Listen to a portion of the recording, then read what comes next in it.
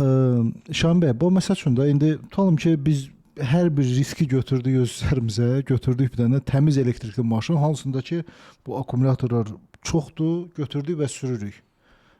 Hansı sürpriz bizi gözləyir? Amma sizdən istəyirəm ki, bir qısa şəkildə onu söyləyəsiniz. Deməli, birinci növbədə kiçik kilovatlı maşın alınmalıdır. Kiçik kilovatlı. Yəni mümkün qədər toku az seçin. Yolda qalmaqdan qorxmayın. Qorxmayın.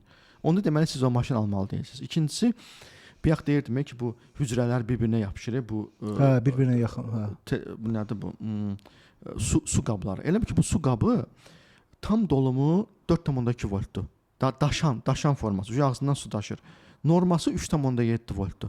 Bunlar 3 voltda ölürlər. Yəni əslində tok var, amma ölürlər. Və siz bilirsiniz ki, əgər ki modulun içində, modulda bir neçə dənə bundan olur. Bəzən ola bilər ki 20 dənə, bəzən ola bilər 60 dənə. Əgər o kilovat məsəl üçün 7 kilovatlıq, 10 kilovatlıq bir moduldur.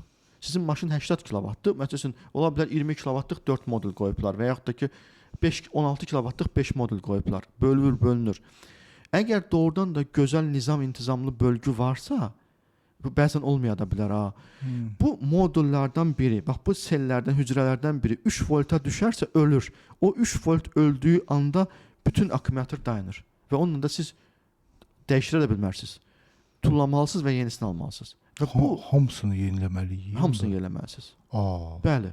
Və bu da çox gözəl özəllik istəyir ki, nizam istəyir. Baxın, elə şeylər var ki, məsəl üçün mən çox işləyirəm kiçik voltaj, kiçik akkumulyatorla. Məsələn, klientdir alır məndən tutaq ki, bir nəqliyyat vasitəsi elektriklik, düzdür? Baxıram adama 10 dəfə tapşırıram. Xahiş edirəm müəllim, bax, quzu kəsim, qardaş, qabiliyyətli adamsan, oxumuş adamsan, narahat olma. Üstünə 3 ay keçir beyri. Birəm, sizi incidirəm, mənim akkumulatorum öldü.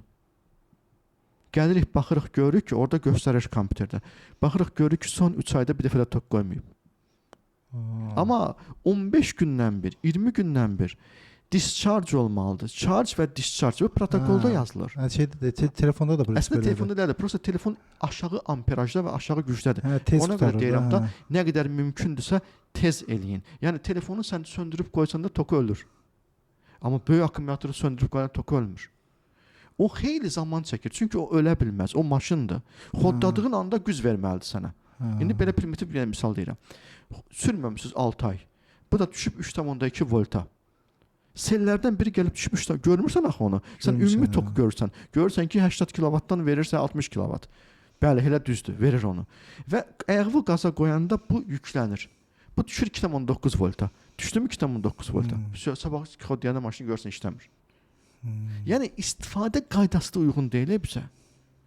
Mən ona görə deyirəm də düşünən baş, hesaplayan beyin, analitik qabiliyyət, iqtisadiyyat, elm, millət, insan sevgisi, gələcəyimizi düşünmək, bir maşın seçmək, bunu tələb edir.